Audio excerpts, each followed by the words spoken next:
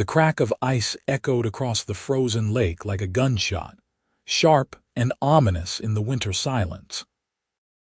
Clara Campbell's scream pierced the air a heartbeat later as the seemingly solid surface beneath her feet gave way, plunging her into the frigid waters of Timber Lake just outside Idaho City, Idaho. The winter of 1878 had been particularly harsh, with temperatures dropping lower than anyone in the territory could remember. But that hadn't stopped the stubborn schoolteacher from taking her usual shortcut home. Quincy Zane had been tracking a wounded buck along the lake's edge when he heard the scream. The seasoned cowboy dropped his rifle without hesitation, his boots pounding across the snow-covered ground as he raced toward the commotion. When he reached the lake's edge, his heart nearly stopped at the sight before him. A woman with copper hair flailing in the water, her gloved hands desperately clawing at the jagged ice around her. The panic in her eyes was visible even from shore, her face already draining of color as the deadly cold began its work. "Hold on," Quincy shouted, dropping to his stomach at the lake's edge. He began to inch his way forward, spreading his weight across the treacherous surface. The ice groaned beneath him but held. "Stop struggling. You'll make it worse." Clara's teeth chattered violently as she tried to focus on the man approaching her. "I can't feel my legs," she managed, her voice thin and reedy with terror. "Look at me," Quincy commanded, continuing his careful approach. "Just keep looking at me. I'm coming to get you." The ice beneath him cracked ominously, and Quincy froze in place. He was still 10 feet from the woman, and the surface was becoming more unstable with every inch. He'd seen men die this way before, cowboys who tried to cross frozen rivers with their horses, only to disappear beneath the ice, never to be seen again until the spring thaw revealed their bloated remains. Not today. Not this woman. "What's your name, madam?" he called, trying to keep her focused as he plotted his next move. "See, Clara," she stammered, her lips now tinged with blue. "Clara Campbell. Miss Campbell, I'm Quincy Zane. I'm going to get you out of there, but you need to try to stay calm." He pulled his lariat from his belt, thankful he hadn't left it with his horse. "I'm going to throw this rope to you. Can you grab it?" Clara nodded weakly, her strength visibly fading as the deadly cold sapped her energy. Quincy made a loop and tossed it toward her, but it fell short. He pulled it back and tried again, this time landing it just within her reach. Clara lunged for the rope, and the sudden movement caused her to slip further into the water, her head momentarily submerging. When she resurfaced, gasping and sputtering, Quincy saw real fear in her eyes, the kind that comes when a person realizes they might actually die. "One more try," he said, his voice steady despite the hammering of his heart. "Don't reach for it. Let me drop it over your shoulders." This time, he managed to loop the rope around her upper body. "Hold onto it with both hands if you can," he instructed. "I'm going to pull you toward me, but I need to back up first." Moving with excruciating slowness, Quincy began to retreat the way he had come, inch by careful inch. Once he felt the ice thicken beneath him, he planted his boots as firmly as possible and began to pull. Clara's waterlogged clothes made her impossibly heavy, and the ice's smooth surface offered little traction. Sweat beaded on Quincy's forehead despite the freezing temperature, muscles straining as he pulled. Clara did her best to help, kicking her numbed legs and scrabbling at the ice with her free hand, but her movements were becoming increasingly uncoordinated.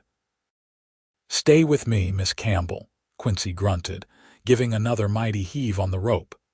"Don't you dare give up now." With a wet, sucking sound, Clara's upper body slid onto more solid ice. Quincy continued his backward movement, pulling steadily until she was completely out of the water. The danger wasn't over, the ice could still break under their combined weight, but he had to get her to shore quickly before the cold claimed her life. "I'm going to drag you all the way to land," he told her. "Just hold on." Clara could only nod, her entire body racked with violent shivers. Quincy continued his careful retreat, pulling her along the ice until finally, blessedly, they reached the snowy bank. Only then did he drop the rope and rush to her side. Her clothes were already freezing stiff, her skin an alarming shade of white where it wasn't blue. Her eyes fluttered, consciousness slipping away. "No, no, no," Quincy muttered, lifting her into his arms. "Stay awake, Miss Campbell. We need to get you warm." His camp was closer than town, a small setup in a sheltered grove not far from the lake. He carried her there as quickly as he dared, her body alarmingly light in his arms despite her sodden clothes. By the time they reached his camp, Clara's shivering had begun to subside, not a good sign, Quincy knew. The body stopped shivering when it began to shut down. His small canvas tent offered little in the way of comfort, but the fire outside it was still smoldering. He laid Clara down on his bedroll and rushed to stoke the flames, adding wood until it roared to life. Then came the part he dreaded. "Miss Campbell," he said, kneeling beside her. "Your clothes are frozen. I need to get them off you or you'll die of the cold. Do you understand?" Her eyelids fluttered. "She can't move," she whispered. "I'll help you," he said, already working at the buttons of her coat with fingers made clumsy by his own cold and nerves. He'd never undressed a lady before, certainly not one who was nearly unconscious and freezing to death. "I promise I'll be a gentleman." As he removed each sodden garment, he immediately wrapped her in his spare blankets, trying to preserve both her warmth and her modesty. By the time he had her stripped down to her undergarments, Clara had drifted into unconsciousness, her breathing shallow but steady. Quincy wrapped her in every blanket he had, then added his own coat for good measure. He hung her wet clothes near the fire to dry and set water to boil for coffee, all the while keeping one eye on the bundle of blankets that contained the mysterious woman he'd pulled from the lake. Who was she? He knew most folks in Idaho City, at least by sight, but he couldn't recall seeing her before. Her clothes were of good quality, though practical for the harsh winter. A lady, certainly, but not the delicate, helpless kind that occasionally ventured west only to flee back east when they discovered the true hardships of frontier life. As the water began to boil, Clara stirred beneath her cocoon of blankets. "Where am I?" she asked, her voice stronger than before but still tremulous. "My camp, about a quarter-mile from where you fell through," Quincy replied, pouring the hot water into a tin cup with a generous spoonful of coffee. "How are you feeling?" "Like I've been trampled by a herd of buffalo," she said, attempting to sit up. The blankets slipped, and she suddenly realized her state of undress. Her eyes widened in alarm, and she clutched the blankets tighter around herself. "Your clothes are drying," Quincy explained quickly, gesturing toward the garments steaming by the fire. "They were soaked through. You would have frozen to death in them." Clara's face flushed, bringing some much-needed color back to her cheeks. "I suppose I should thank you for saving my life rather than scold you for impropriety." Quincy smiled despite himself. "I'd appreciate that, madam. Coffee." He held out the tin cup. Clara accepted it gratefully, cradling it between her still trembling hands. "Thank you, Mr. Zane, truly." "Quincy, please, Quincy." She took a cautious sip of the strong brew. "I don't know what I was thinking, taking a shortcut across that lake." "Where were you headed?" "Home. I'm the school teacher in Idaho City." "I was visiting a student's family on the other side of the lake. They've been down with scarlet fever, and I thought I'd save time by crossing the ice rather than going around." Quincy nodded. That explained why he hadn't recognized her. He rarely ventured into town except for supplies, and when he did, he certainly didn't frequent places where he might encounter the local schoolteacher. "You're new to these parts?" he asked. Clara nodded. "Arrived last August from Boston." The school board was desperate for a teacher after the last one eloped with a gold prospector. Quincy snorted. "Sounds about right for Idaho City. What brought you all the way from Boston? Most Eastern ladies aren't exactly clamoring to teach in mining towns." A shadow passed over Clara's face. "Let's just say I needed a fresh start, somewhere far from home." She took another sip of coffee. "And what about you? You don't strike me as a miner." "Cowboy," Quincy confirmed. "Work for the Triple R Ranch about 10 miles south of here. Was tracking a wounded deer when I heard you scream." "Lucky for me," Clara murmured. They fell into silence then, the only sounds the crackling of the fire and the occasional pop from the wet clothes as they dried. Quincy busied himself preparing a simple meal of jerky and hardtack, offering some to Clara when it was ready. "Not exactly Boston fare," he apologized. "After nearly freezing to death, anything warm is a feast," she replied, accepting the humble provisions with genuine gratitude. As they ate, Quincy found himself studying his unexpected guest. Her hair, now drying in the heat from the fire, was a rich auburn, with strands of gold catching the firelight. Her eyes, which had seemed merely dark when filled with terror at the lake, revealed themselves to be a deep forest green. She was pretty, in a wholesome, unaffected way that was rare in these parts, where the few women tended toward the extremes of rough-hewn frontier wives or painted saloon girls. "What?" Clara asked, catching him staring. "Sorry," Quincy said, looking away. "Just making sure you're warming up properly. Your color's coming back." Clara smiled, a genuine expression that transformed her face from merely pretty to something that caught at Quincy's chest. "Thanks to you. I don't know how I'll ever repay you. No need for that. Any decent man would have done the same." "I'm not so sure about that," Clara replied, her expression sobering. "There aren't many who would risk their own lives for a stranger." Quincy shrugged, uncomfortable with her praise. He nodded toward her now steaming clothes. "Those should be dry enough to put back on soon. Then I'll take you home." "Home," Clara repeated as if the word were foreign. "Yes, I suppose my landlady will be wondering where I am. You board in town, at Mrs. Winslow's." "She has a house on Pine Street where she takes in respectable single ladies, as she puts it. Mostly just me and a widow who works at the general store." Quincy nodded.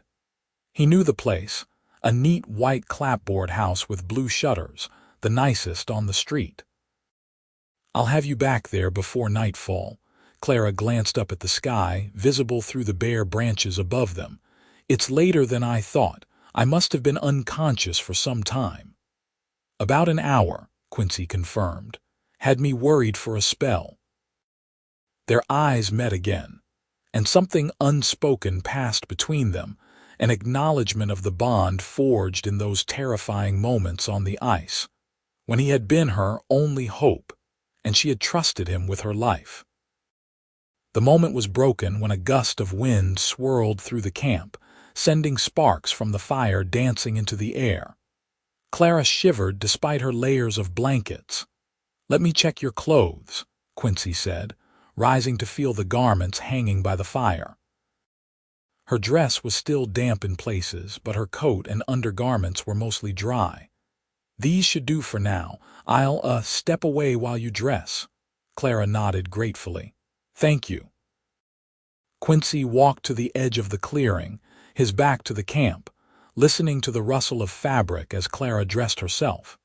He hadn't felt this awkward around a woman since he was 16 and sweet on the preacher's daughter back in Texas. "I'm decent," Clara called after a few minutes. Quincy turned to find her standing by the fire, dressed in her own clothes once more, though she still had one of his blankets draped around her shoulders. Her hair hung loose down her back, a cascading river of copper that made his fingers itch to touch it. He quickly banished the thought. "I need to fetch my horse," he said. "He's tethered not far from here. Will you be all right for a few minutes?" "I'll be fine," Clara assured him. "I feel much better now."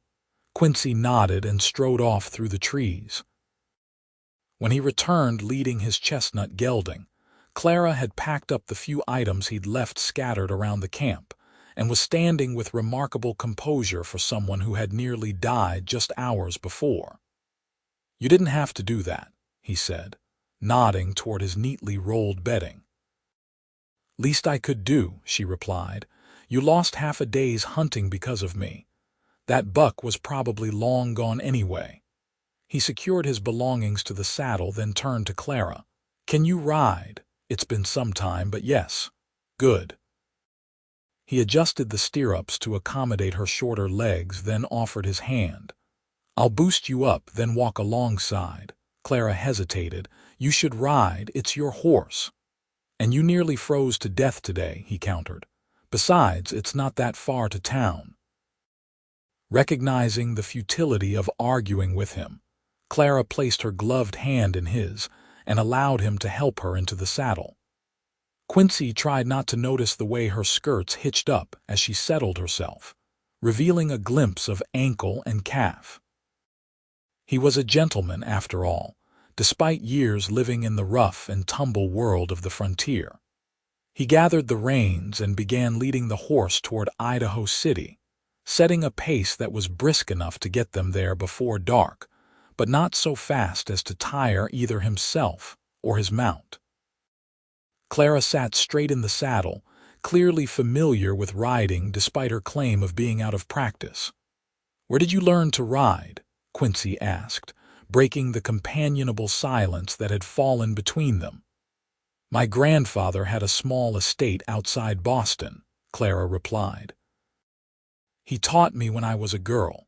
My parents didn't approve. They thought riding was unladylike, but my grandfather insisted every person should know how to handle a horse." "Smart man, your grandfather." "He was," Clara agreed, a wistful note entering her voice. "He would have loved it out here. All this open space, the mountains, the wild beauty of it all. And the brutal winters," Quincy added with a wry smile. Clara laughed, the sound bright and unexpected. "Yes, those too, I suppose, though after today I may be less enthusiastic about winter's charms.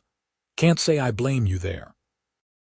They fell silent again as they crested a small rise, the town of Idaho City spreading out before them in the valley below.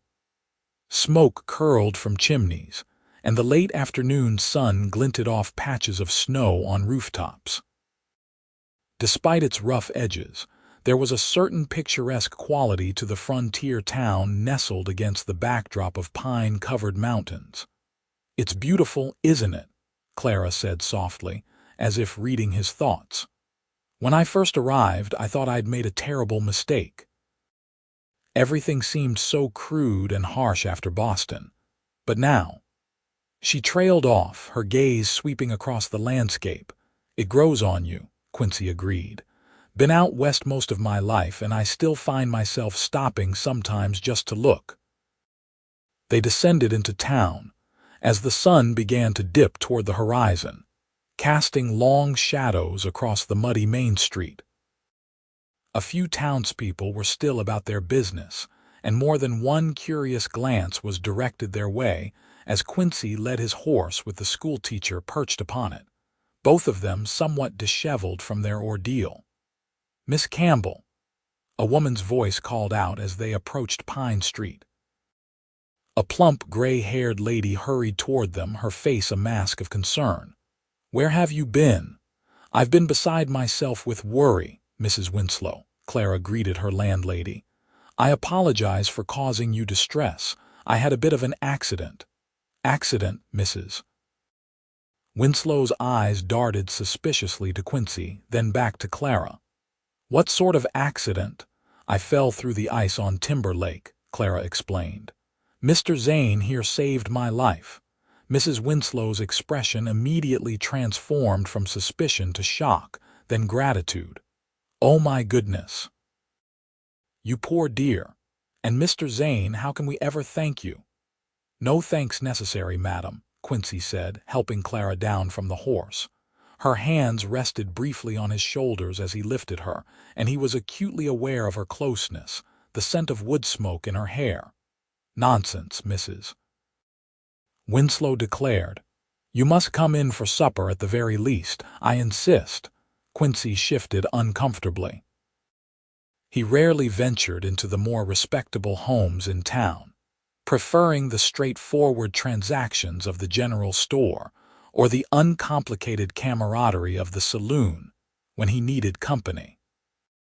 But Clara was looking at him with those green eyes, a silent plea in them that he couldn't quite decipher.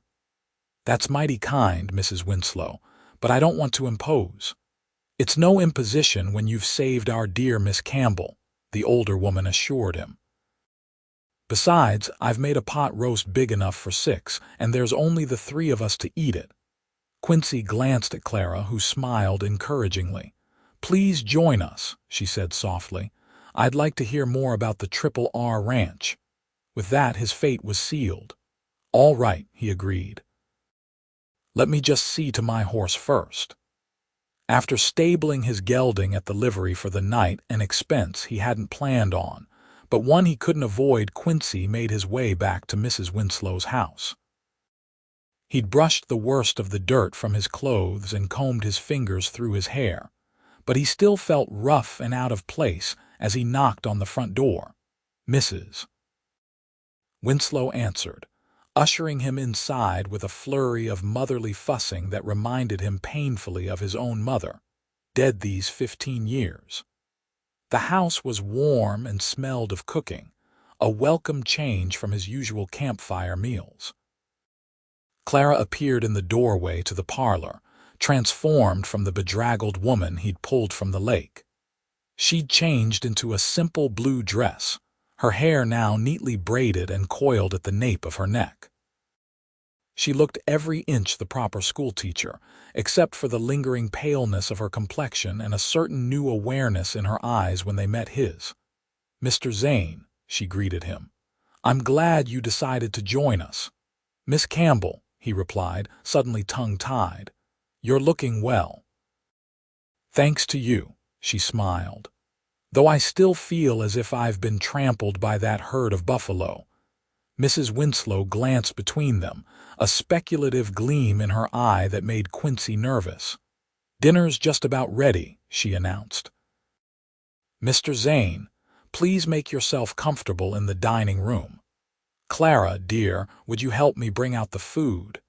As the women disappeared into the kitchen, Quincy entered the small but neat dining room.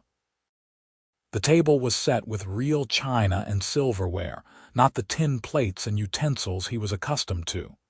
He stood awkwardly by the table, unsure where to sit.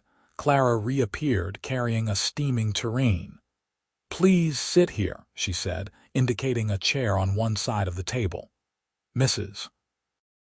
Abernathy, our other boarder, is visiting her sister and boys, so it's just the 3 of us tonight." Quincy sat as directed, and soon the table was laden with pot roast, potatoes, carrots, and fresh bread, a feast by his standards. Mrs. Winslow said a brief blessing, then began serving generous portions to both Quincy and Clara. "Now then, Mr. Zane," the landlady said as they began to eat, "Clara tells me you work at the Triple R. Do you know the Richardsons well?" "Yes, madam," Quincy replied. "Been working for them going on 5 years now." "They're good people," Mrs. Winslow nodded approvingly. "Mrs. Richardson is active in our church auxiliary, and you, Mr. Zane, are you a church-going man, Mrs. Winslow?" Clara interjected gently. "Perhaps Mr. Zane would rather not be interrogated during dinner." The older woman had the grace to look abashed. "Of course, dear. My late husband always said my curiosity would be the death of me. Please tell us about how you saved our Clara today." Quincy recounted the events at the lake, downplaying his own role and emphasizing Clara's courage. As he spoke, he noticed Clara watching him, a small smile playing at the corners of her mouth whenever he praised her fortitude. It was a near thing, he concluded. "If I hadn't happened to be hunting in that area." "Providence," Mrs. Winslow declared firmly. "The Lord guided you there just when our Clara needed you most." Quincy, who hadn't given much thought to divine intervention since his mother's death, merely nodded politely. Clara, he noticed, seemed equally uncomfortable with this interpretation of events. "However it happened, I'm grateful," Clara said. "And I've certainly learned my lesson about shortcuts across frozen lakes." The conversation turned to more general topics after the unusually harsh winter, news from town, and the spring cattle drive that would take Quincy and the other RRR hands down to Wyoming Territory. Through it all, Quincy found his attention continually drawn to Clara, the graceful way she handled her utensils, the animated expressions that crossed her face when she spoke of her students, the occasional wince when she moved too quickly and felt the aftereffects of her ordeal. After dinner, Mrs. Winslow insisted on serving coffee and apple pie in the parlor. As they settled into the comfortable, if somewhat worn, furniture, the older woman suddenly clapped her hands. "Oh, I just remembered Mrs. Peabody asked me to return her recipe book. I should do that before I forget again. You young people will excuse me for a few minutes, won't you?" Without waiting for an answer, she bustled out of the room, leaving Clara and Quincy alone. An awkward silence fell between them, broken only by the ticking of the mantel clock and the occasional pop from the fire in the hearth. "Your landlady isn't very subtle," Quincy finally said, a smile tugging at his lips. Clara laughed softly. "No, she isn't. She fancies herself a matchmaker, I'm afraid. Ever since I arrived, she's been trying to introduce me to every unmarried man under 40 in Idaho City." "And have any caught your fancy?" The question slipped out before Quincy could stop it. Clara looked at him, her expression unreadable. "I didn't come west looking for a husband, if that's what you're asking. I wasn't. I didn't mean." Quincy fumbled, feeling his face grow warm.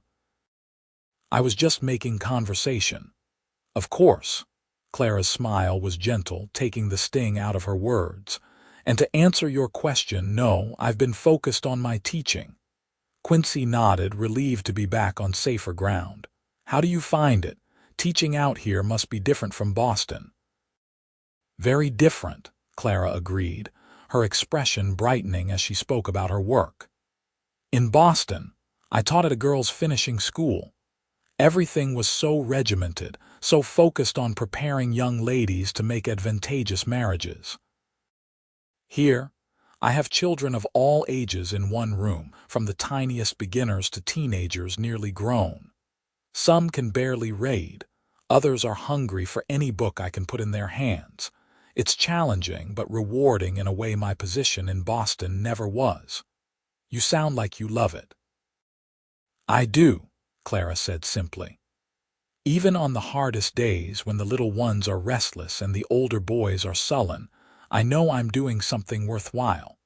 These children may never see the world beyond Idaho Territory, but I can bring the world to them through books and knowledge." Her passion was evident in every word, her eyes alight with it. Quincy found himself entranced, not just by her beauty, which was considerable, but by her spirit, a rare combination of gentility and determination that he'd seldom encountered in his life. "What about you?" Clara asked, turning the conversation away from herself. "Have you always been a cowboy?" "Since I was old enough to sit a horse," Quincy confirmed. "My father worked cattle in Texas. When he died, I was 16 and already skilled enough to hire on with a crew. Worked my way north over the years, ended up here." "Do you enjoy it?" Quincy considered the question. No one had ever asked him that before. "I'm good at it," he said finally. "It's what I know."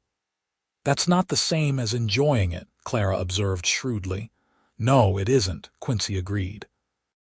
"But yes, I do enjoy it mostly. I like working with the animals, being outdoors. Don't much care for the harsh winters or the spring floods, but the rest of it suits me fine." Clara nodded, seemingly satisfied with his answer. "And what brought you to Idaho specifically?" "It's a long way from Texas." Quincy hesitated. There were parts of his past he didn't discuss, not with anyone, and certainly not with a refined schoolteacher from Boston. "Change of scenery," he said evasively. "Heard there was good work up this way." Clara studied him for a moment, and Quincy had the uncomfortable feeling she could see right through his casual answer to the truth he wasn't sharing. But she didn't press, for which he was grateful. "Well, Idaho City is lucky to have you," she said instead. "I certainly am." Before Quincy could respond to that loaded statement, Mrs. Winslow returned, looking suspiciously pleased with herself for someone who had supposedly just been returning a recipe book. "Did you have a nice chat?" she asked innocently. "Very pleasant," Clara replied, rising from her seat. "But I find I'm still quite tired from today's excitement. If you'll both excuse me, I think I should retire early." "Of course, dear," Mrs. Winslow said sympathetically. "You've had a terrible shock. Mr. Zane understands, don't you, sir?" "Absolutely," Quincy agreed, standing as well. "In fact, I should be getting back to the livery to check on my horse." "But it's dark out," Mrs. Winslow protested. "Surely your horse is fine for the night. I have a spare room upstairs that Mr. Abernathy used before his passing. You're welcome to stay." Quincy glanced at Clara, whose expression revealed nothing of her thoughts on this proposition. "That's very kind, Mrs. Winslow, but I wouldn't want to impose." "Nonsense," the landlady insisted. "It's the least we can do after what you did for Clara. And it's not safe to be riding back to the ranch at this hour in this cold. What if something happened to you? We'd never forgive ourselves." Put that way, Quincy found it hard to refuse, especially when Clara finally spoke up. "Please stay, Mr. Zane," she said quietly. "Mrs. Winslow is right. It would ease my mind to know you weren't risking yourself on my account again today." And so it was settled. Quincy found himself being led upstairs to a small but comfortable room that still bore the distinct impression of having belonged to a man, with its dark furniture and simple decor. Mrs. Winslow provided him with a nightshirt that had been Mr. Abernathy's. "Never worn. I assure you it was a Christmas gift just before he passed, poor soul. And fresh towels for washing up." As he prepared for bed in this unexpectedly civilized setting, Quincy found his thoughts continually returning to Clara Campbell. There was something about her that intrigued him beyond her obvious beauty. A mystery, perhaps, in the careful way she avoided speaking of why she had left Boston, or in the moments when a shadow would pass over her face for no apparent reason. He had no business being curious about her secrets, of course. Tomorrow he would thank Mrs. Winslow for her hospitality, bid Miss Campbell goodbye, and return to the Triple R where he belonged. Their paths had crossed by chance, nothing more. The fact that his heart beat a little faster when she smiled at him was irrelevant, a natural reaction to a pretty woman, that was all. Yet as he drifted off to sleep in the unfamiliar bed, it was Clara's face he saw behind his closed eyelids, her voice he heard in the silence of the room. And for the first time in many years, Quincy Zane wondered if the life he had built for himself, solitary, uncomplicated, safe, was truly enough. Morning arrived with the smell of coffee and bacon wafting up the stairs. Quincy dressed quickly in yesterday's clothes, somewhat refreshed despite the strange surroundings. He made his way downstairs to find Mrs. Winslow bustling about the kitchen, but no sign of Clara. "Good morning, Mr. Zane," the landlady greeted him cheerfully. "I trust you slept well." "Yes, madam, thank you. Is Miss Campbell still resting?" Mrs. Winslow's expression grew concerned. "She's not feeling well this morning, I'm afraid. The doctor is with her now." Alarm shot through Quincy. "Doctor?" What's wrong? A fever, it seems. Not uncommon after exposure to such cold. Dr. Jenkins says it's likely just a chill, but he wanted to examine her to be safe. Quincy's jaw tightened with worry. He'd seen men die from exposure even after they seemed to recover initially. "Is there anything I can do?" Mrs. Winslow patted his arm. "You're a kind man, Mr. Zane. For now, the best thing is to let her rest. The doctor says she should make a full recovery with proper care." As if summoned by their conversation, an older man with a salt and pepper beard descended the stairs, medical bag in hand. Mrs. Winslow introduced him as Dr. Jenkins. "How is she, doctor?" Quincy asked before Mrs. Winslow could speak. Dr. Jenkins assessed Quincy with a quick, professional glance. "You must be the young man who pulled her from the lake. Good work there, she'd be dead if not for your quick action." "Thank you, sir. But her condition now? She has a fever and some congestion in her lungs. Not pneumonia yet, but it could develop if she's not careful." "I've left some medicine and instructions with Mrs. Winslow. Miss Campbell needs complete bed rest for at least a week, possibly longer." Quincy nodded, his concern not entirely alleviated. "May I see her?" Both the doctor and Mrs. Winslow looked surprised at his request, and Quincy realized how presumptuous it must seem. He was practically a stranger to Clara after all, despite their shared ordeal. "Perhaps later, if she's feeling up to visitors," Mrs. Winslow said diplomatically. "For now, she needs her rest." Quincy accepted this with as much grace as he could muster. After a hasty breakfast, he thanked Mrs. Winslow for her hospitality and prepared to leave, still troubled by Clara's condition but recognizing there was little he could do. As he gathered his few belongings, Mrs. Winslow pressed a folded piece of paper into his hand. "From Clara," she explained. "She asked me to give it to you before you left." Quincy waited until he was outside to unfold the note. Clara's handwriting was neat and precise, just as he would have expected from a schoolteacher. "Mr. Zane, I find myself indisposed this morning and unable to thank you properly for your heroism yesterday. Please know that I am eternally grateful for your courage and quick thinking. I hope our paths will cross again under more favorable circumstances. With deepest appreciation, Clara Campbell." It was a perfectly proper note, expressing exactly what one would expect in such a situation. Yet Quincy folded it carefully and tucked it into his shirt pocket, close to his heart, before mounting his horse and heading back to the R Ranch. The next few weeks passed in a blur of routine ranch work, mending fences damaged by winter storms, checking on pregnant heifers, and preparing for the spring calving season. Quincy threw himself into these tasks with unusual vigor, as if physical exhaustion might quiet the thoughts that persistently returned to a certain schoolteacher with copper hair. He'd inquired about her condition when he'd gone into town for supplies, learning from the storekeeper's wife that Miss Campbell was recovering well, but had not yet returned to her teaching duties. The school board had hired a temporary replacement, an elderly spinster who had once taught in boys, while Clara regained her strength. On a crisp, late February afternoon, Quincy found himself once again in Idaho City, having volunteered to deliver some documents to the bank for Mr. Richardson. His business concluded, he stood on the boardwalk outside the bank, debating whether propriety would allow him to call on Clara at Mrs. Winslow's house. The decision was made for him when he glimpsed a familiar figure emerging from the general store across the street.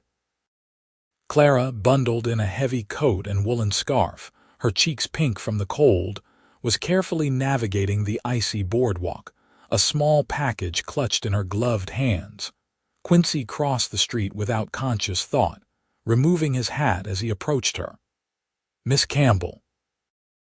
Clara looked up, surprise giving way to a warm smile that made his heart stutter. "Mr. Zane, What a pleasant surprise. I was in town on ranch business, he explained. How are you feeling? I heard you've been unwell. Much better now, thank you, Clara replied. Though Mrs. Winslow still fusses over me as if I were made of china. I've only just been permitted to venture out on my own, and only to run the most essential errands. She held up her package with a rueful smile. Thread for mending hardly worth the fuss, but it was an excuse to get some fresh air. You do look well, Quincy said, then immediately felt foolish for the comment. But it was true, her eyes were bright, her complexion healthy, and if she was slightly thinner than when he'd last seen her, it only accentuated the delicate structure of her face. Thank you. Clara's smile turned mischievous. I've been told that near drowning followed by fever gives a lady a certain interesting pallor that's quite fashionable in some circles. Quincy couldn't help but laugh at her unexpected humor. Is that so? Perhaps you should write to those Boston ladies' magazines about this new beauty treatment. I'm sure they'd be scandalized, Clara replied, her own laughter joining his. What brings you to town today, Mr. Zane? Bank business for Mr. Richardson, Quincy explained. And please call me Quincy. After pulling someone from a frozen lake, I think we can dispense with formalities. Quincy, then, Clara agreed. And you must call me Clara. Clara, he repeated, enjoying the way her name felt on his tongue. May I walk you home? These sidewalks are treacherous. That would be lovely, thank you. She tucked her package into a small reticule and accepted his proffered arm. Though I hope you realize this will set Mrs. Winslow's matchmaking instincts ablaze all over again. I'll risk it if you will, Quincy replied, feeling uncharacteristically bold. They walked slowly through town, their conversation flowing easily from Clara's recovery to local gossip to Quincy's work at the ranch. Clara listened with genuine interest as he described the challenges of winter ranching, asking thoughtful questions that revealed her quick intelligence. You must miss teaching, Quincy observed as they turned onto Pine Street. Clara sighed. Very much. The doctor says I can return next week if my strength continues to improve. I worry about my students falling behind with Miss Holloway. She's a good woman, but her methods are rather old-fashioned.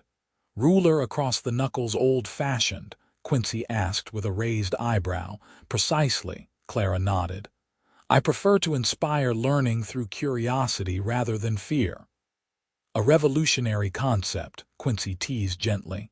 In some quarters, yes, Clara agreed seriously. There are those on the school board who think my method's too lenient. But the children are learning, and isn't that what matters most? They had reached Mrs. Winslow's front gate, but Quincy was reluctant to end their conversation. To his surprise, Clara seemed equally hesitant to go inside. Would you? That is, if you're not in a hurry to return to the ranch. She began, then seemed to lose her nerve. Yes, Quincy prompted, hoping he wasn't misinterpreting her hesitation. Clara took a deep breath. Would you like to come in for tea, Mrs. Winslow is visiting her sister this afternoon, but I'm sure she wouldn't mind if I received a visitor, especially one who saved my life. Quincy knew he should decline. He had responsibilities at the ranch, and spending more time with Clara would only strengthen the inexplicable pull he felt toward her. But the hope in her eyes made refusal impossible. I'd like that very much, he said. Clara's smile was worth any amount of teasing he might endure from the other ranch hands later. She led him into the house, removing her coat and gloves in the entry hall before showing him to the parlor. Please make yourself comfortable while I put the kettle on, she said, gesturing toward the same chair he had occupied during his previous visit. Alone in the parlor, Quincy removed his hat and ran a hand through his hair, wondering what he was doing. Clara Campbell was a lady, educated and refined, while he was just a cowboy with a past best forgotten. There could be no future in this growing attraction, yet he couldn't seem to make himself walk away. Clara returned a few minutes later with a tea tray, her movements graceful despite her recent illness.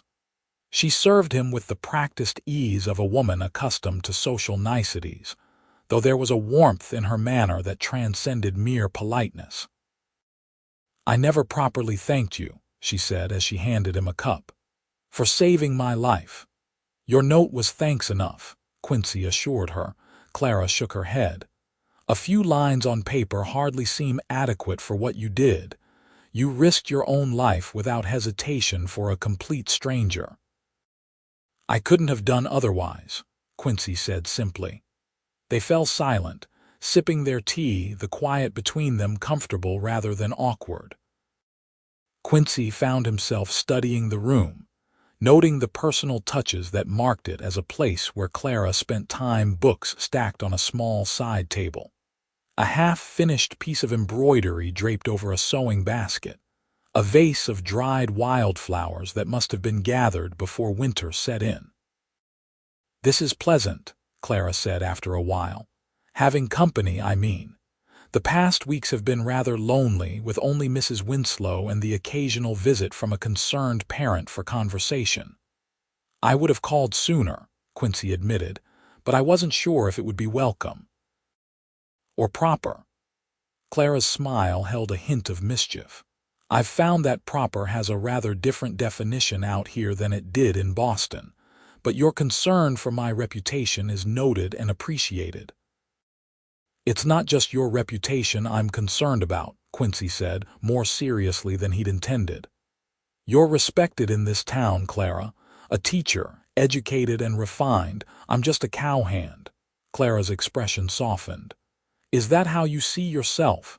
Just a cowhand?" Quincy shrugged uncomfortably. "It's what I am." "I think you're much more than that," Clara said quietly. "The man I've come to know is intelligent, brave, and kind. Those qualities have nothing to do with one's occupation or education." Her words warmed something inside Quincy that had been cold for a very long time. Before he could respond, however, the front door opened, and Mrs. Winslow's voice called out, "Clara, dear, I'm home early. The weather's turning nasty again." Clara shot Quincy an apologetic look as her landlady appeared in the parlor doorway, stopping short at the sight of an unexpected visitor. "Mr. Zane," Mrs. Winslow exclaimed, her surprise giving way to a knowing smile. "How lovely to see you again. Are you checking on our Clara's recovery?" "Yes, madam," Quincy said, rising from his seat.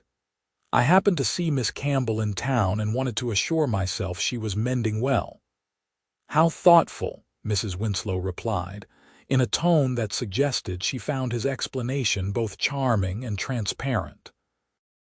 "And will you be joining us for dinner again? I'm making chicken and dumplings." Quincy glanced at Clara, whose expression gave nothing away. "Thank you for the invitation, Mrs. Winslow, but I should be getting back to the ranch. Mr. Richardson is expecting me." "Another time, perhaps," the landlady said, with the air of someone making a promise rather than accepting a refusal. Clara walked him to the door while Mrs. Winslow busied herself removing her coat and hat. "Thank you for the tea and conversation," Quincy said, low enough that her landlady wouldn't overhear. "It was my pleasure," Clara replied. Perhaps we could do it again sometime. When Mrs. Winslow is visiting her sister next week, maybe." The invitation was tentative, almost shy, and all the more appealing for it. Quincy knew he should decline, should walk away now before either of them developed expectations that could only lead to disappointment. But looking into Clara's hopeful eyes, he found himself nodding. "I'd like that," he said. "Tuesday afternoon." Clara's smile was radiant. "Tuesday would be perfect, around 2 o'clock. "I'll be here," Quincy promised, settling his hat back on his head. "Take care of yourself, Clara. You too, Quincy." As he rode back to the Triple R, Quincy tried to tell himself that he was just being neighborly, checking on someone who had suffered a traumatic experience.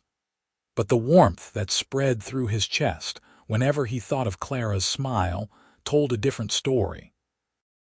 For the first time in years, Quincy Zane was developing feelings for a woman, and not just any woman, but a Boston-educated schoolteacher who could do far better than a cowboy with secrets. Tuesday couldn't come quickly enough, yet Quincy also dreaded it. What was he thinking, agreeing to a clandestine tea with Clara while her landlady was away?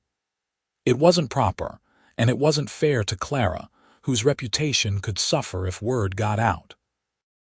Yet he couldn't bring himself to stay away, not when the mere thought of seeing her again made his heart beat faster. The days crawled by, filled with the usual ranch work but punctuated by thoughts of copper hair and green eyes.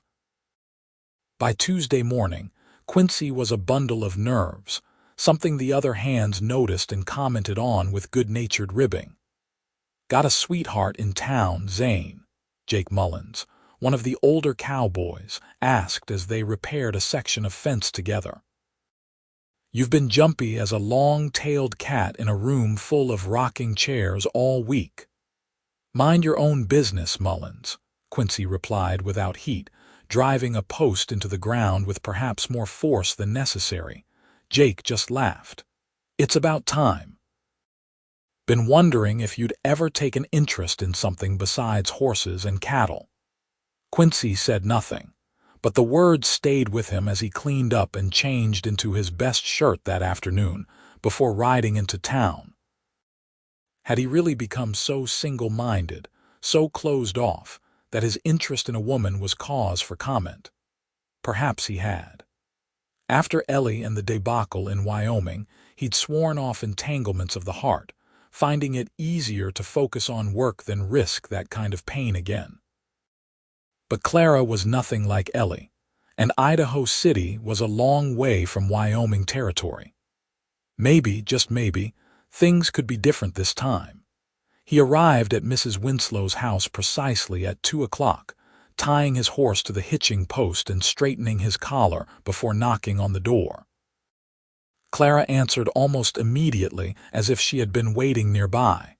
"Quincy," she greeted him, her voice warm. "Please come in."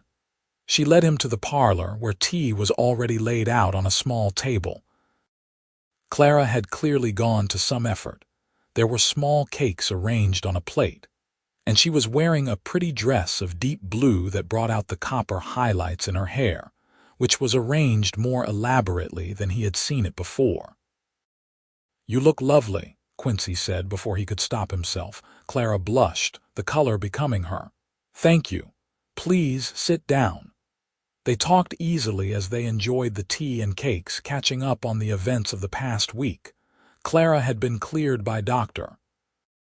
Jenkins to return to teaching the following Monday, news she shared with obvious delight. Quincy told her about the first calves of the season being born, describing their wobbly legs and curious expressions in a way that made her laugh. "You really love it, don't you?" Clara observed. "Working with the animals, I mean," Quincy nodded. "Always have. Even as a boy, I preferred the company of horses to people most days." "Not people in general, I hope," Clara said lightly. "Just some people, just some," Quincy agreed, holding her gaze. "I find certain company very much to my liking." The air between them seemed to thicken with unspoken feelings.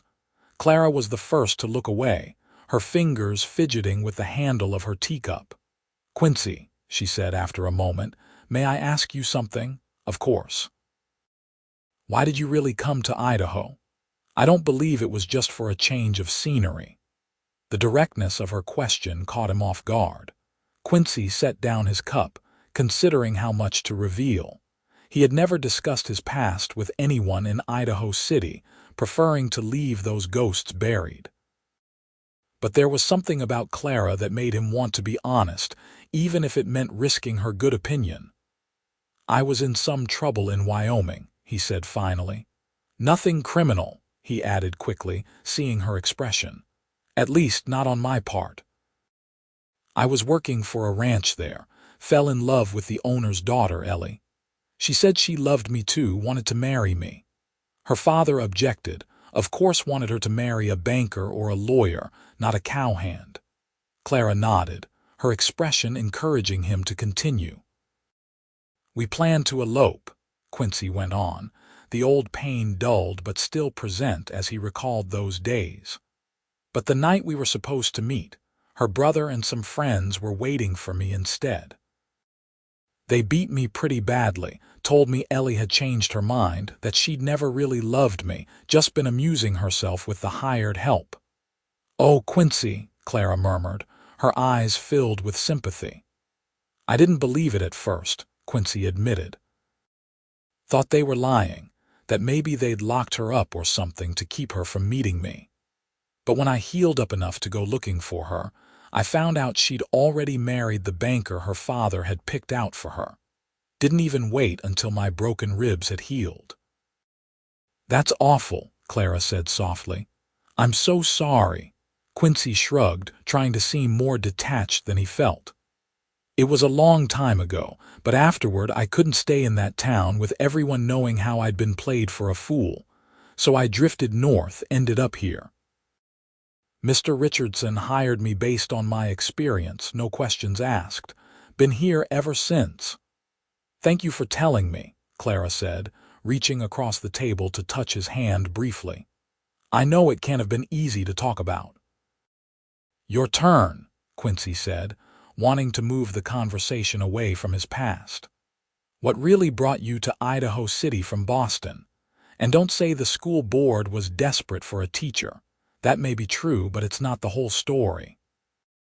Clara's smile faded, and for a moment Quincy thought she might refuse to answer. Then she sighed, setting down her teacup with deliberate care. "I was engaged to be married," she began, her voice steady but with an undercurrent of old pain. "Robert Caldwell, the son of my father's business partner. It was more of an arrangement than a love match, though I was fond of him and believed we could build a good life together." She paused, gathering her thoughts before continuing. 3 weeks before the wedding, I discovered that Robert had been unfaithful, with my cousin no less. When I confronted him, he was unapologetic, said that as my husband he would be entitled to certain liberties, and that as his wife I would be expected to look the other way. "Entitled," Quincy repeated, anger flaring on Clara's behalf. "That's not how marriage works where I come from." "Nor in my view," Clara agreed. "I broke the engagement immediately, but the damage was done. Boston society thrives on scandal, and everyone had an opinion.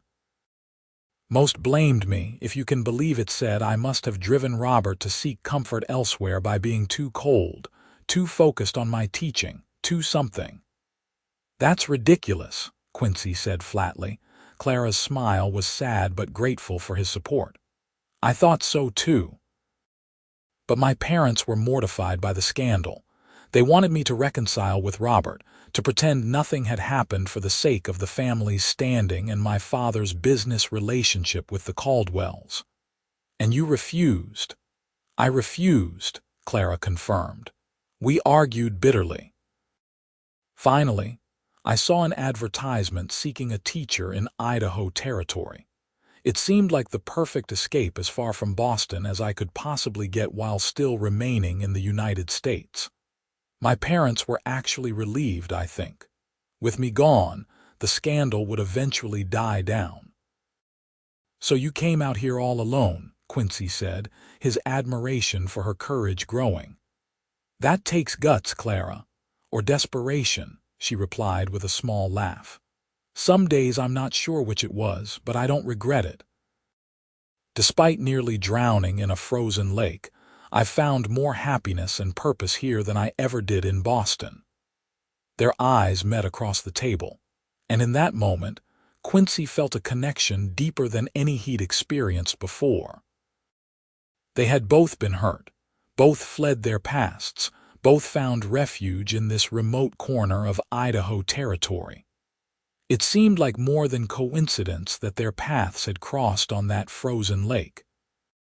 "Clara," he began, not entirely sure what he wanted to say but feeling the need to say something. The front door opened with a bang, startling them both.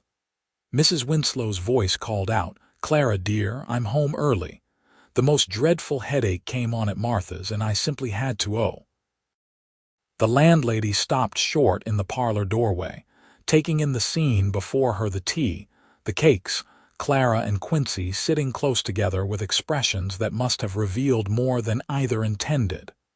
"Mr. Zane," Mrs. Winslow said, recovering quickly. "How lovely to see you again. I didn't realize Clara was expecting company today." "It was a spur-of-the-moment visit, Mrs. Winslow," Quincy said, standing. "I was in town and thought I'd check on Miss Campbell's recovery before she returns to teaching next week." Mrs. Winslow's expression made it clear she didn't believe this explanation for a moment, but she was too well-mannered to say so directly. "How thoughtful of you. Will you be staying for dinner?" Before Quincy could decline, Clara spoke up. "Actually, Mrs. Winslow, I was just telling Mr. Zane that we should postpone any more visiting until I've fully recovered. The doctor did say I shouldn't overtax myself before returning to my duties." Quincy caught the subtle message in her words and nodded. Miss Campbell's health must come first, of course. "I should be getting back to the ranch anyway. Thank you for the tea, Miss Campbell." As he made his farewells, Quincy couldn't help but feel a mixture of disappointment and relief.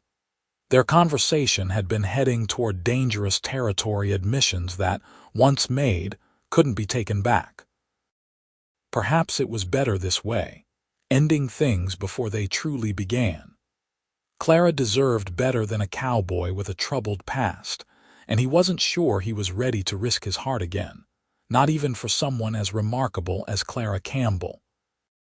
But as he rode back to the Triple R, Quincy knew he was only fooling himself. Whatever was growing between him and Clara, it was already too late to stop it. The only question was what they would do about it, and whether either of them was brave enough to find out. The following Monday, Clara returned to her teaching duties, much to the delight of her students and the relief of the school board, who found Miss Holloway's methods effective but her personality trying.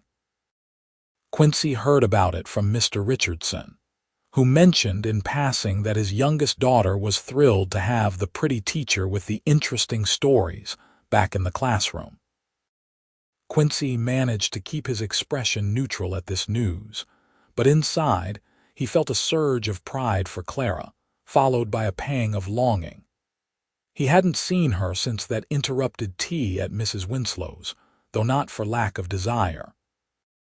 The spring calving season was in full swing, keeping him busy from dawn until well after dusk, and he suspected Clara was equally occupied with catching up on her teaching after her long absence. Still, he found himself thinking of her at odd moments when the sun caught a strand of copper-colored wire just so, reminding him of her hair, or when he glimpsed a wildflower the exact shade of her eyes growing among the prairie grass. It was ridiculous, this schoolboy infatuation, and Quincy told himself repeatedly to put it out of his mind. Then came the letter, delivered by young Tommy Richardson, who had been into town with his mother for supplies. "Miss Campbell asked me to give you this," the boy said, holding out a sealed envelope. "She said it's important." Quincy took the letter with what he hoped was casual interest, though his heart was suddenly racing. "Thank you, Tommy. Did she say anything else?" The boy shook his head. "Just that I shouldn't forget to give it to you today." Once alone, Quincy broke the seal and unfolded the single sheet of paper inside. "Dear Quincy, I find myself thinking of our conversation more often than is likely wise. There is much I wish to say that was left unsaid due to Mrs. Winslow's unexpected return. If you share this sentiment, perhaps we might meet somewhere less prone to interruption.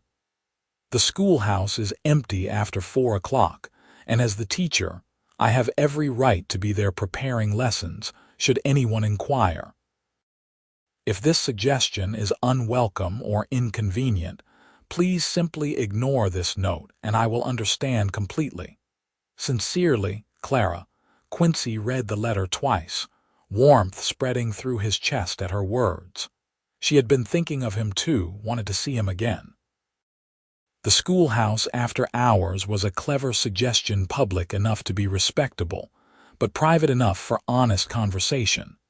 The next day, Quincy finished his work earlier than usual, cleaned up as best he could with a basin of cold water, and rode into town.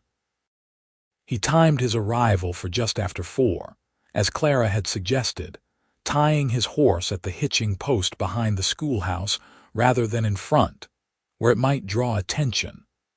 The schoolhouse was a simple one-room building that served all the children in Idaho City and the surrounding area.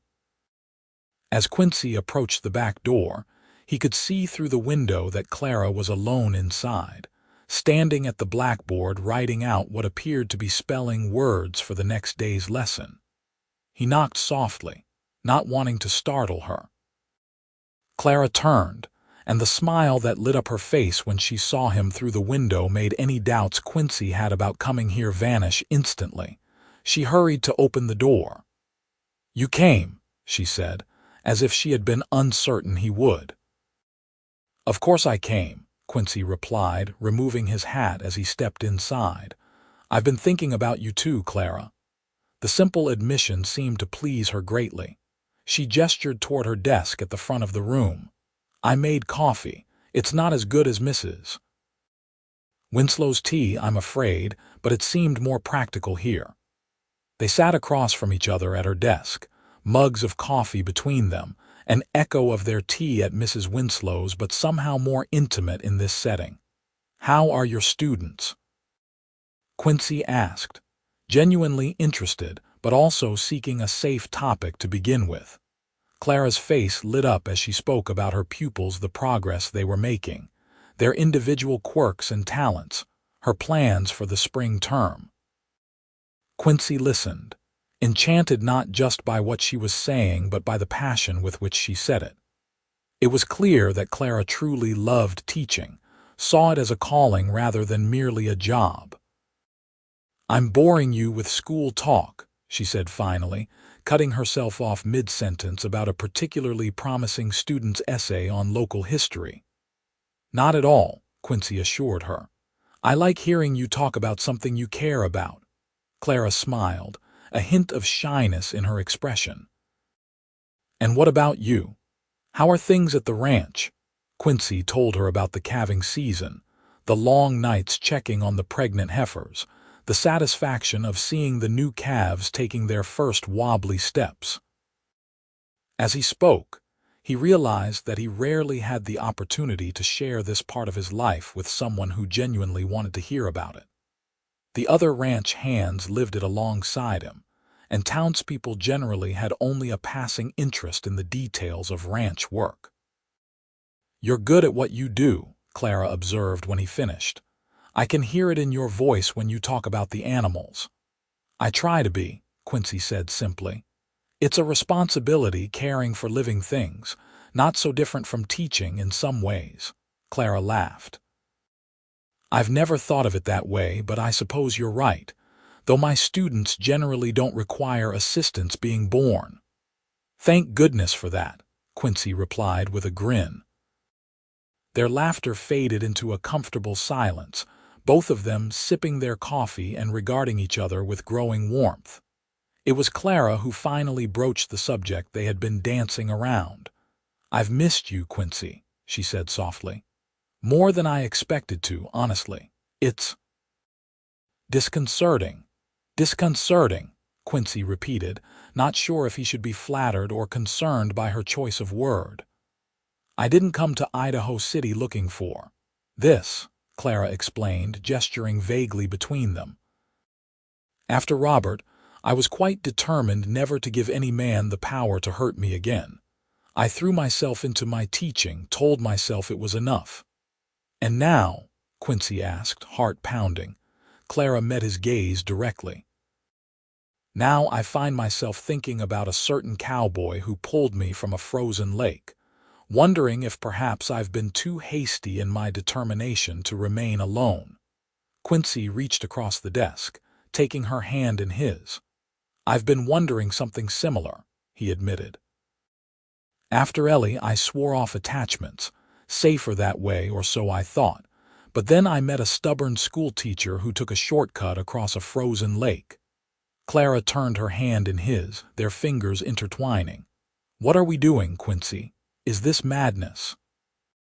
Probably, he agreed, squeezing her hand gently. But I'd like to find out if you would. Find out what exactly? Clara asked, a hint of teasing in her voice despite the seriousness of the moment. If there's something real between us, Quincy said honestly. Something worth exploring, worth risking our hearts for. Clara's expression softened. I'd like that too, she whispered. But it won't be simple. I'm the town's schoolteacher. There are expectations about my conduct, and you're a cowboy, Quincy finished for her. Not exactly the sort of man people expect to see courting the schoolteacher. I was going to say not often in town, Clara corrected him with a small smile. The distance is a more immediate concern to me than any difference in our stations.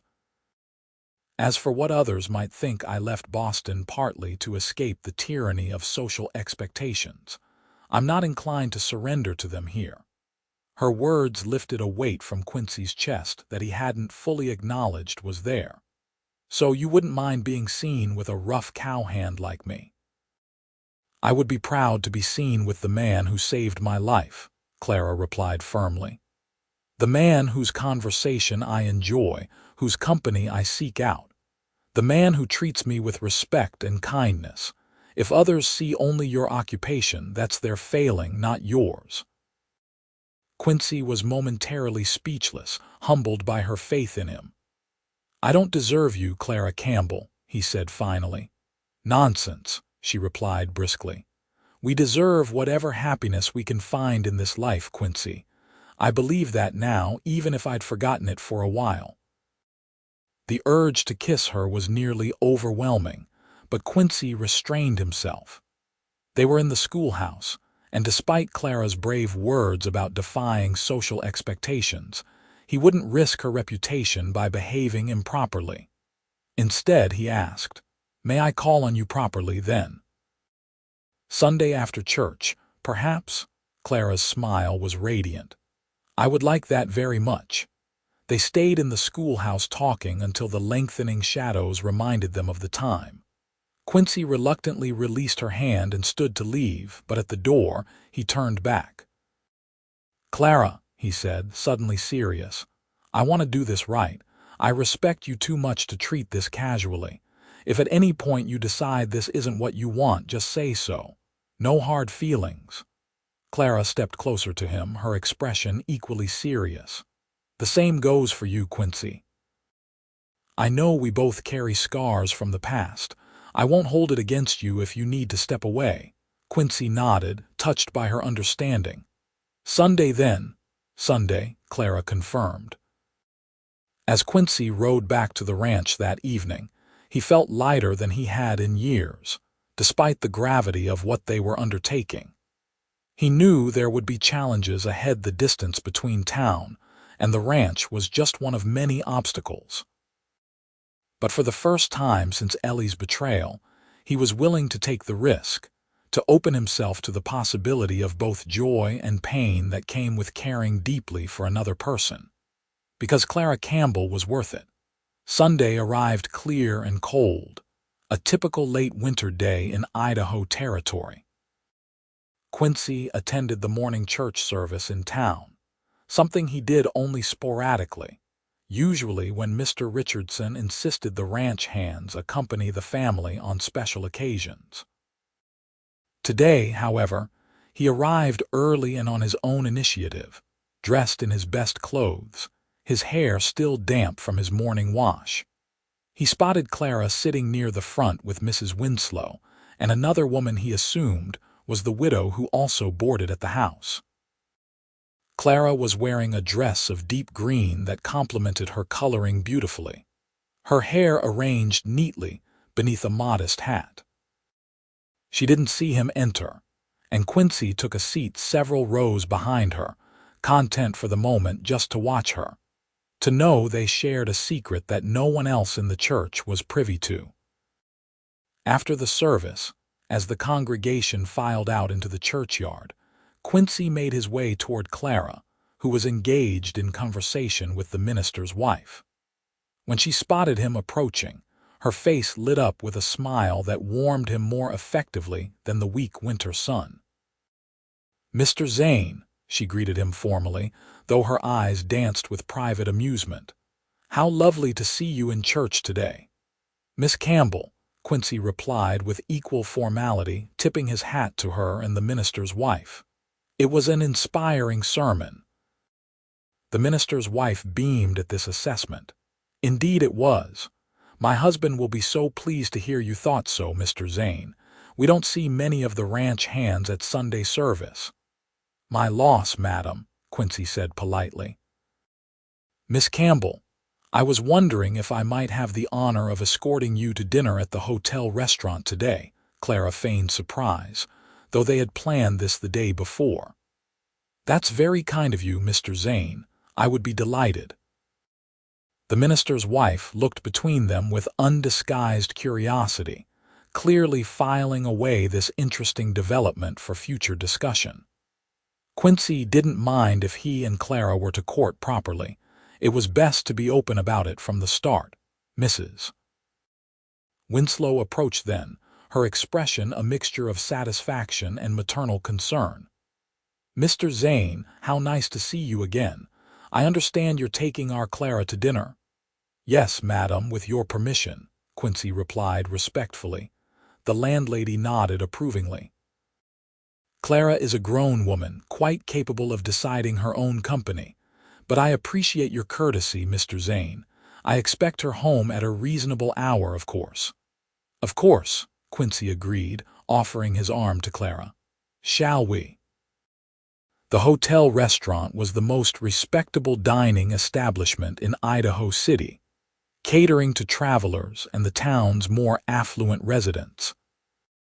As Quincy and Clara entered, more than a few heads turned their way, curious about this unexpected pairing of the Boston schoolteacher and the Triple R ranch hand.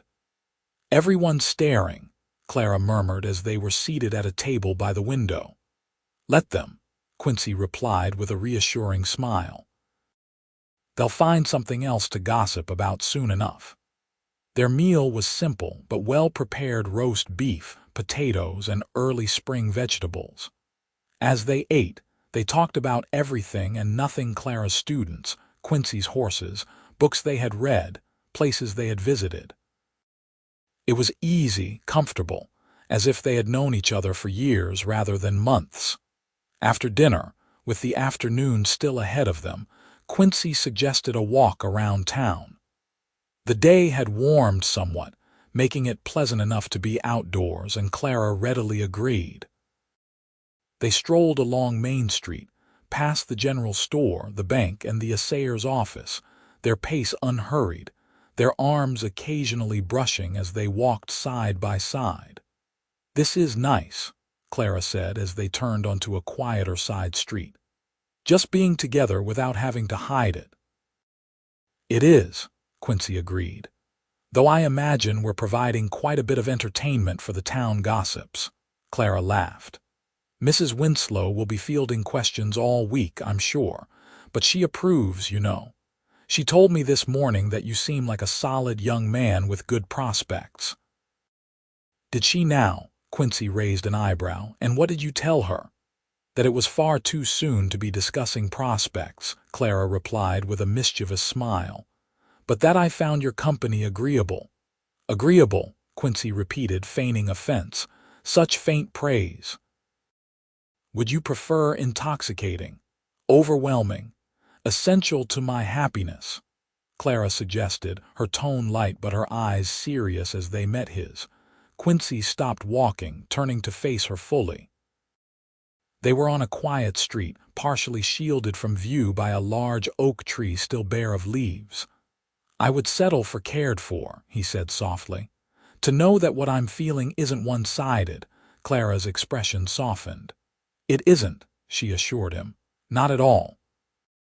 The urge to kiss her was overwhelming, but they were still in public, even if momentarily alone. Instead, Quincy reached for her gloved hand, bringing it to his lips in a gesture that was both proper and deeply intimate. "I care for you, Clara Campbell," he said simply. "More than I thought possible after so short a time." Clara's eyes shimmered with emotion. "And I care for you, Quincy Zane, more than is probably wise." They stood there for a long moment, hands clasped, eyes locked, the world around them fading into insignificance. It was Clara who finally broke the spell, gently withdrawing her hand with a smile that held promise. "We should probably return to more public streets before Mrs. Winslow hears about us lurking in the shadows," she said lightly, though her voice held a hint of regret. Quincy offered his arm once more. "As always, you are the voice of reason." They continued their walk, eventually making their way back to Main Street and then to Pine Street as the afternoon waned. At Mrs. Winslow's front gate, they paused, reluctant to part despite having spent hours in each other's company. "When can I see you again?" Quincy asked. Clara considered. "I have school all week, of course, but perhaps you could call on me next Sunday. Or—" She hesitated, then continued with more boldness, "or you could visit the schoolhouse after hours again.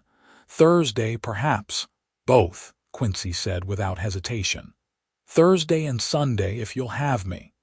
Clara's smile was all the answer he needed. "Until Thursday, then." "Until Thursday," Quincy agreed, once again raising her hand to his lips before reluctantly releasing it and stepping back.